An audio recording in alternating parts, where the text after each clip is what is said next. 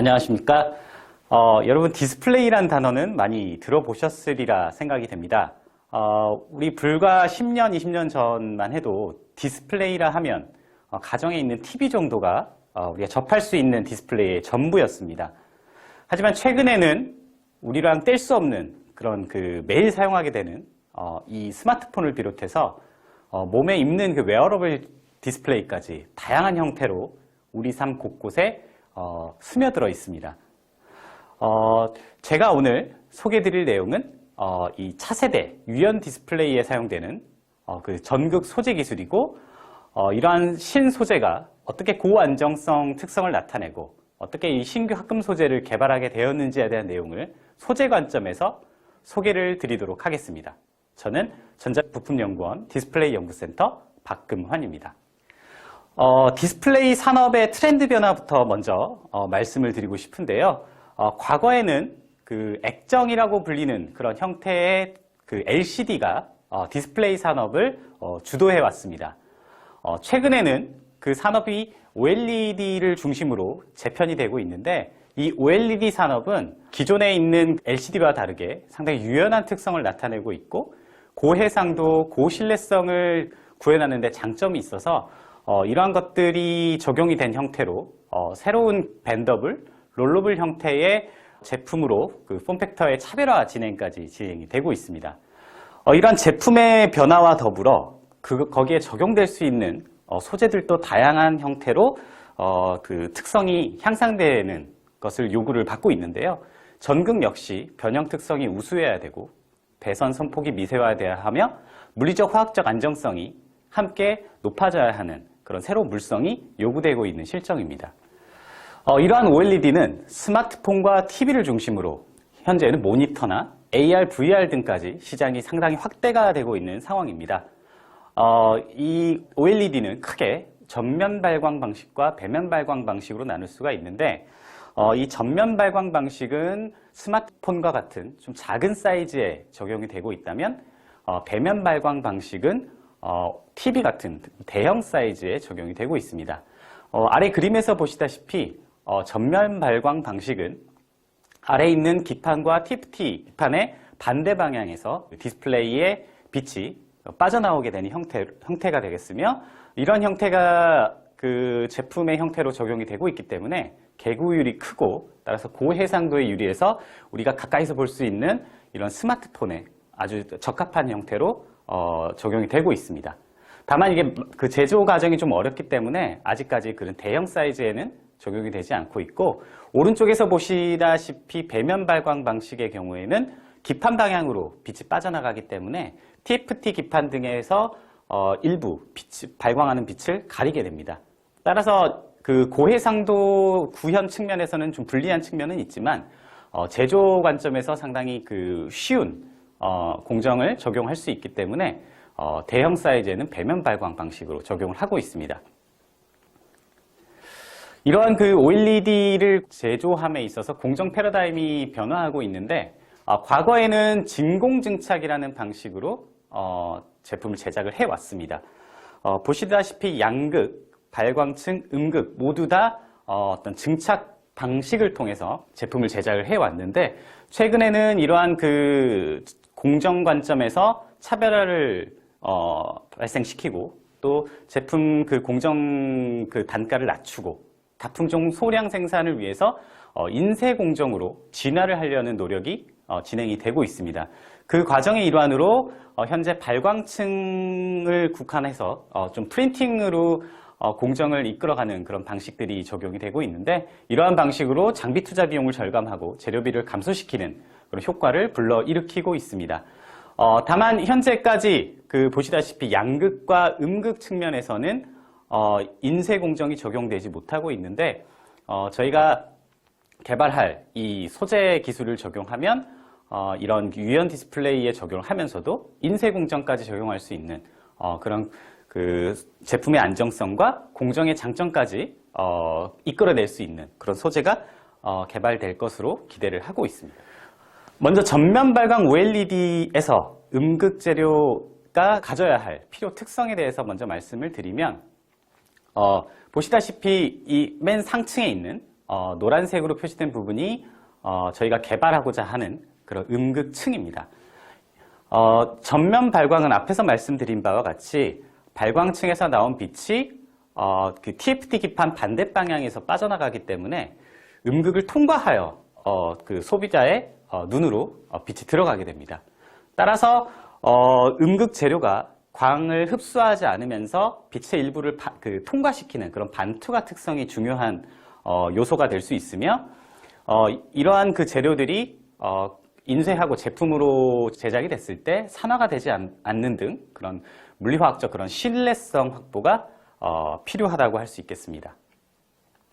배면 발광 방식은 발광층에서 발생한 빛이 TFT 기판 쪽으로 빠져나가게 되는데 따라서 음극 쪽에서는 반투과 특성은 이제 필요하지 않게 되고 오히려 발생한 빛을 양극적으로 반사시켜 줄 수 있는 그런 반사율이 극대화된 전극 재료가 필요합니다.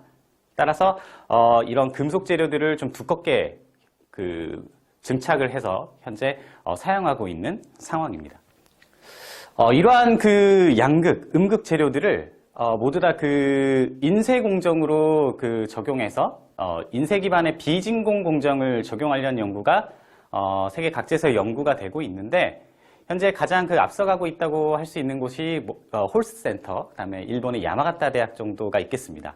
왼쪽에 보시는 홀스 센터 같은 경우에 그 양극의 경우에는 그 실버 그리드 형태의 전극을 사용해서 적용을 하고 있고 캐소드 같은 경우, 음극 같은 경우에는 실버로 구성된 그런 나노 파티클 잉크를 적용을 하고 있습니다만 전기 전도도가 그런 그 벌크한 실버 대비 7% 수준에 머물러 있어서 아직까지 많은 부분에서 개발이 이루어져야 하는 상황입니다. 오른쪽에서 보시는 부분이 야마가타 대학에서 진행하고 있는 연구 내용인데 그 양극 부분에서는 실버 나노와이어, 그 전도성 폴리머, ITO 등 다양한 소재들이 연구가 되고 있습니다만 음극 부분에서는 아직까지 그 알루미늄을 증착하는 방식에 머물러 있어서 인쇄 방식으로는 개발이 되어 있지 못한 상황입니다. 보시는 바와 같이 이런 그 비진공 공정으로 적용할 수 있는 전극 소재 및 공정에 대한 연구가 아직까지는 그 배면 발광형 양극 위주로 진행이 되고 있고 음극은 기술적 난이도가 높기 때문에 현재 그 양산 적용 가능한 그 비진공 소재나 공정이 제한된 바가 없고 이런 것들을 개발할 수 있도록 체계적인 연구 개발이 필요한 상황입니다. 저희 전자부품연구원에서는 이러한 그 기존 기술들의 한계를 극복하기 위해서 비정질 금속이라는 새로운 소재에 주목하기 시작을 했습니다. 비정질 금속은 아모포스 알로이, 메탈릭 글래스, 리퀴드 메탈이라는 다양한 이름들로 불리우고 있는데 이 비정질 금속의 가장 큰 특징이라고 하면 오른쪽 그림에서 보시다시피 아래쪽에 아모포스라고 표시된 그 구조를 보시면 원자 구조가 액체 상태와 같이 무질서한 배열을 갖고 있는 것을 보실 수가 있습니다. 일반적인 금속의 경우에는 위쪽 그림처럼 어떤 결정을 이루고 그 결정과 결정 사이에 그 결정립 계, 그레인 바운더리가 존재를 하게 되는데 이 비정질 금속 같은 경우에는 액체처럼 그 원자들 자체가 무질서한 원자 배열을 하기 때문에 그레인 바운더리가 존재하지 않게 됩니다. 이 그레인 바운더리가 존재하지 않는 현상으로 인해서 다양한 기존에 나타나지 않았던 새로운 특성들이 등장할 수 있게 되는데 그 오른쪽 아래 그림 보시면 왼쪽 부분에 그 결정질 금속 같은 경우에는 외력이 가해졌을 때 결정립 계를 중심으로 해서 금속의 결정들이 디슬로케이션 돼서 모양이 변형이 되게 됩니다. 하지만 오른쪽에 있는 그림을 보시면 원자들이 랜덤하게 배열되어 있는 이런 비정질 금속 같은 경우에는 결정립계가 존재하지 않기 때문에 외력이 가해져도 모양의 변형 없이 탄성 변형을 하게 됩니다. 이런 특징은 우리가 차세대 플렉서블 디스플레이에 적용할 때 상당한 강점이 될 수가 있는데 우리가 접었다 폈다 전극을 계속 반복하게 되면은 기존에 있는 그 결정질 금속들은 소성 변형이라고 우리가 불리는데요. 모양이 이렇게 바뀐 상태에서 원 상태로 돌아오지 못하는, 즉 계속 접었다 폈다 하면 어떤 줄이 가거나 이런 걸로 인해서 크랙이 발생할 수도 있고 저항이 바뀌는 현상들이 나타날 수 있습니다. 하지만 이 전극 자체가 탄성 변형을 하게 되면 이런 무수히 많은 반복 변형에도 불구하고 전극의 물성이 계속 유지가 될 수 있는 장점이 있을 수가 있습니다. 맨 왼쪽에 있는 그 아래 그림을 보시면 이게 다양한 그런 소재들의 그 물리적 특성을 나타내주는 그림인데 X축의 일라스틱 스트레인, 즉 탄성 변형 한계값을 나타낸 값입니다. 즉 소재마다 어느 정도 변형까지는 탄성을 할 수 있고 소성 변형을 하게 되는, 그걸 넘어서서 소성 변형하게 되는 그런 그 한계점이 존재를 하게 되는데, 일반적으로 고분자 소재들이 약 2% 수준의 탄성 변형 한계값을 갖게 되고, 금속 소재 같은 경우는 1% 이하의 그런 값을 갖게 됩니다. 하지만 보시다시피 그 빨간색으로 표시된 이 메탈릭 글래스, 비정질 금속 같은 경우에는 기존 금속 재료보다 더 월등히 높은 폴리머 수준의 탄성 변형 한계를 나타내고 있습니다. 따라서 우리가 유연 디스플레이에 적용되는 이런 비정질 금속들은 기존의 금속들에 비해서 훨씬 더 그 신뢰성이 높은 형태로 적용을 해볼 수 있을 걸로 기대가 되고 있습니다.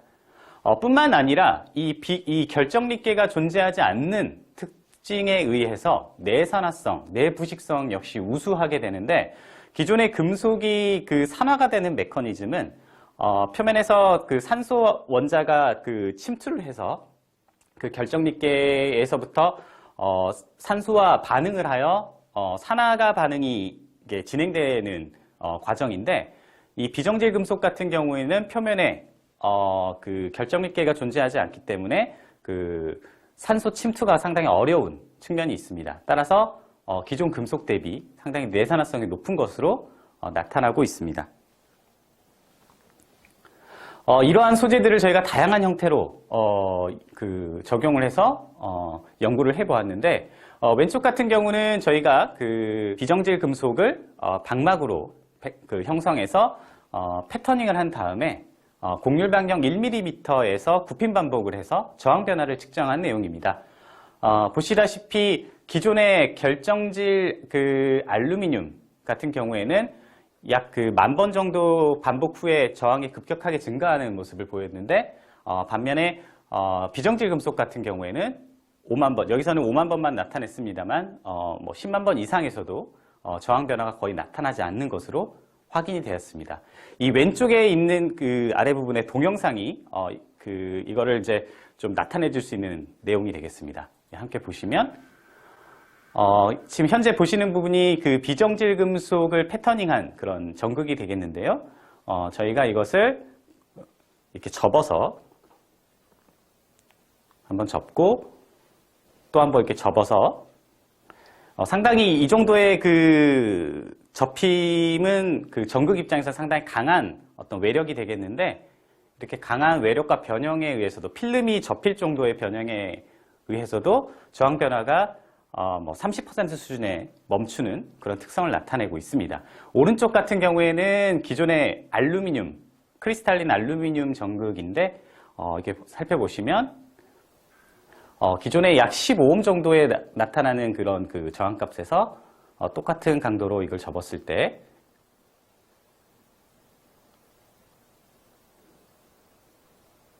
접었다 펴보면 더 저항이 높게 나타나는 걸 보실 수가 있습니다.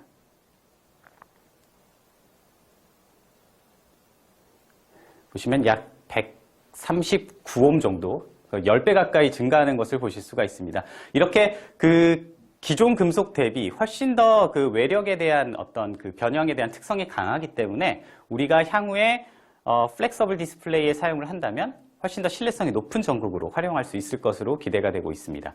오른쪽 측면은 그 화학적 안정성에 대한 내용인데, 앞에서 말씀드렸다시피 그 그레인 바운더리가 존재하지 않는 것으로 인해서 이 그 내산화성 역시 갖게 되는데, 그 위쪽 그 그림에서는 저희가 태양전지를 제작을 하고 그 태양전지의 전극으로서 실버 전극을 썼을 때, 그리고 저희가 개발한 그런 그 알루미늄계 비정질 금속을 적용했을 때의 내용입니다. 보시다시피 검은색 그래프, 그 실버를 적용했을 때는 약 1000시간 후에 점점점 태양전지의 그 효율이 감소해서 수명이 끝나는 그런 특성을 나타내고 있는데, 전형적인 어떤 그런 그 유기 태양전지의 모습인데, 비정질 금속을 적용했을 때는 공기 중에 노출이 됐음에도 불구하고 4,500시간 이상 계속적으로 큰 수명 변화 없이 그런 그 작동을 하는 것을 확인을 하였습니다. 그래서 이런 것들을 저희가 그 분석을 해본 결과 전극의 어떤 그 그 내선화 특성이 높은 측면에서 발생하는 차이로 확인이 되었고, 이런 것들을 저희가 이제 디스플레이에도 적용을 한다면 디스플레이 역시 그런 그 화학적 안정성이 높은 형태로 제조가 가능할 것으로 생각이 됩니다. 그 아래에 있는 그 그림은 내열성 테스트를 진행한 내용인데, 그 보시면은 반쪽은 실버 그 방막을 코팅한 그 부분이고, 또 나머지 반쪽은 하부에 실버 코팅을 하고 그 위에다가 비정제 금속, 알루미늄 비정제 금속을 표면에 코팅한 내용입니다. 250도씨라는 상당히 고온에 30분 동안 노출을 시켰을 때 기존에 잘 알려져 있다시피 그 실버 방막 같은 경우는 산화가 일어나서 저렇게 노랗게 바뀌는 것을 볼 수가 있지만, 저희가 개발한 이런 비정질 금속을 코팅한 부분에서는 전혀 변화가 없는 것을 확인할 수가 있었습니다. 기존에 이렇게 그 우수한 물성을 갖는 비정질 금속들이 전혀 연구가 되지 않았던 것은 아닙니다. 기존에 있었던 연구는 주로 그 왼편과 같이 멜트 스핀이라든지 아니면은 그 용융된 그런 그 금속들을 합금화시켜서, 녹여서 합금화시켜서 벌크로 만드는 연구들이 많이 진행이 되어 왔습니다. 그 왼쪽에 보시면 CU 블락 멜트 스피닝이라는 부분이 있는데, 이것은 그 고속으로 돌아가는 그런 그 아주 차가운 냉각을 시킬 수 있는 그런 그 냉각 장치에 저희가 그 만들고자 하는 비정질 금속 얼로이 용융액을 이렇게 분사를 하게 됩니다. 이렇게 분사를 하게 되면 빠른 속도로 그 알로이가 그 냉각이 되게 되고, 그러면 액체 상태의 원자 배열이 그대로 그 자기 자리에서 고체화가 되기 때문에 그런 아모포스 형태의 알로이가 만들어질 수 있는 그런 내용입니다. 하지만 앞에서 말씀드리다시피 기존에는 이런 식으로 벌크한 측면에서만 그 비정질 금속을 제작을 할 수가 있었기 때문에 기존 연구들은 대부분 이런 소재들을 구조재료 등에 그 사용하는 데 국한되어서 연구가 되었던 상황이었습니다. 저희는 이런 소재들을 기존에 있는 벌크한 형태에서 벗어나서 이런 방막 형태로 만들 수 없을까 하는 고민들을 해왔습니다. 이것을 방막으로 만들 수 있으면 기존에 있는 그런 디스플레이, 태양전지 등 다양한 디바이스에 이런 신뢰성이 높은 전극 재료를 적용할 수 있기 때문에 이런 그 기존 그 소재들을 그 능가할 수 있는 그런 소재를 새롭게 만들 수 있다는 기대를 할 수가 있었습니다. 이를 위해서는 저희가 이런 합금 소재들, 비정질 그 소재가 될 수 있는 합금 소재들을 디자인하고, 그런 소재들을 그 보시다시피 분말로 제작을 한 다음에 그 분말을 스퍼터링 타겟으로 만들고, 그 스퍼터링 타겟을 방막화해서 응용하는 방식으로 진행을 하였습니다. 그래서 아래 보시는 그 플로우처럼 먼저 컴포지션 조성을 디자인하고, 그 조성을 디자인한 다음에 방막으로 코팅한 다음에 그 방막에 코팅할 때에 하부에 패턴을 만든 다음에 그 패턴에서 그 증착되어 있는 그 금속층을 떼어내면 보시는 것처럼 그런 그 얼로이 플레이크를 만들 수가 있습니다. 이런 얼로이 플레이크를 만들고 세 번째 단계에서 이 플레이크 파티클을 잉크화 시킬 수 있는 그런 그 분산 기술을 적용을 해서 이런 잉크화를 한다면 OLED 캐소드를 만들 때 이 잉크를 인쇄하여서 제작을 하는 그런 인쇄 공정에 적용을 할 수 있고, 앞에서 말씀드렸다시피 그런 그 소재의 장점까지 우리가 적용을 할 수 있는 그런 기술이라고 소개해 드릴 수 있겠습니다. 개발 조성은 주로 이제 알루미늄 기반의 조성으로 개발을 하게 되었는데, 이 알루미늄 그 기반 조성은 앞에서 비정지 금속이 그 고내산화성을 갖는다고 소개는 드렸는데, 거기에 더해서 이 그 알루미늄 기반의 소재는 이트륨이라는 원소가 함께 비정질 금속으로 만들어졌을 때 상당히 높은 내산화성을 나타내는 것으로 알려져 있습니다. 보시는 것처럼 약 600도씨에서도 이 산화막이 크게 성장을 하지 않는 것으로 알려져 있고, 또 잘 아시다시피 알루미늄이라는 소재는 실버, 은, 구리, 금 다음으로 전도성이 높은 소재로 우리가 현재에서도 그 OLED 등 소재의 전극 소재로 사용하고 있는 재료입니다. 그리고 이러한 소재들은 적용을 했을 때 나중에 인쇄를 하고 전극에 사용되는 그런 플레이크 입자들이 서로 소결이 잘 이루어져야 되는데, 알루미늄 소재는 200도씨에서 약 300도씨 사이에서 T字값을 갖는 그런 특징을 갖고 있습니다. 그래서 해당 온도로 가열을 하게 되면 소결도 잘 일어날 수 있는 특징이 있기 때문에 우리가 인쇄 공정에 가장 적합한 소재라고 판단이 돼서 알루미늄 기반의 조성을 개발하게 되었습니다. 그래서 왼쪽 아래 보시면 세 가지 조성의 그 원소 구성을 만들어 봤고, 알루미늄, 니켈, 이트륨, 코발트 4조성계가 가장 그 내산화성이 우수하기 위한 목적으로 개발한 조성, 그 다음에 알루미늄, 사마륨이라는 이 조성은 알루미늄 비율이 상당히 높아서 그 전도성이 높은 그런 고전도성 비정질 금속, 그 다음에 맨 아래에 있는 세 번째 조성은 리튬이 포함된 조성계로, 리튬이 들어가면은 이람수를 낮출 수가 있어서 음극 소재로 썼을 때 전자가 그 방출되는 특성이 상당히 우수해서 소자의 효율을 높일 수가 있습니다. 이러한 저이람수 특성을 구현하는데 사용될 수 있는 조성까지 개발을 해서 방막으로 만든 다음에 오른쪽 그림처럼 이렇게 저희가 엑스레이상 분석, 그 다음에 그 원자의 배열 상태를 보는 방법까지 적용을 해서 비정질 형태로 방막이 형성되는 것을 확인을 할 수가 있었습니다. 이러한 소재들의 그 소재를 이용해서 전극을 제작을 했고요. 이 전극의 저항을 측정해 본 결과, 이 결정질 금속 같은 경우에는 저희가 면저항을 측정해 봤을 때 약 1.8 옴퍼스퀘어 정도 나타나는 것을 확인을 했는데, 오른쪽 그림에 보시다시피 고온고습 테스트를 진행을 하다 보면 이 크리스탈린 결정질 알루미늄 같은 경우에는 이렇게 외관이 변하는 것을 볼 수 있을 정도로 상당히 급격한 그 산화 특성을 나타냅니다. 그래서 보시는 것처럼 괄호 안에 있는 값이 고온고습 테스트 후의 면저항인데, 상당히 우리가 전극으로 사용할 수 없을 정도로 저항이 급격하게 증가하는 데 반해서 저희가 개발한 이런 비정질 금속 같은 경우에는 고온고습 테스트 후에도 저항 변화가 크지 않은 것으로 확인이 되었습니다. 이런 것들을 계속 지속적으로 저희는 개발을 해서 조성을 계속 최적화한다면 저항 변화가 거의 없는 그런 조성도 개발할 수 있을 것으로 기대를 하고 있습니다.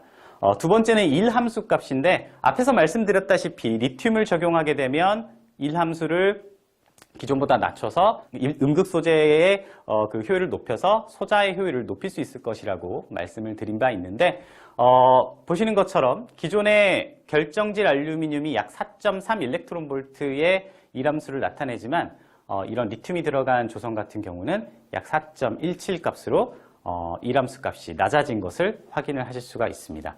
이렇게 다양한 조성에 대해서도 우리가 필요에 따라서 그 비정질상으로 방막이 형성될 수 있는 범위 내에서 조성을 얼마든지 튜닝을 할 수 있다고 말씀을 드릴 수가 있겠습니다. 이렇게 방막을 만든 후에 보시다시피 하부에 그 포토레지스트 층을 코팅을 하고 기존에 잘 알려진 그런 그 포토 리소그래피 공정을 적용을 하게 되면 하부층에 어떤 패턴을 형성을 할 수가 있습니다. 이 패턴 위에다가 저희가 개발한 그런 비정질 금속 재료를 코팅을 하게 되고, 그 코팅을 한 층을 최종적으로 벗겨내서 플레이크 재료로 벗겨내 사용을 할 수가 있는데, 아래 그림에 보시다시피 이렇게 랜덤한 그 플레이크 형태도 만들 수 있고, 이런 패턴 구조를 규격화한다면 상당히 그 규격화된 그런 플레이크 재료들도 만들 수가 있습니다.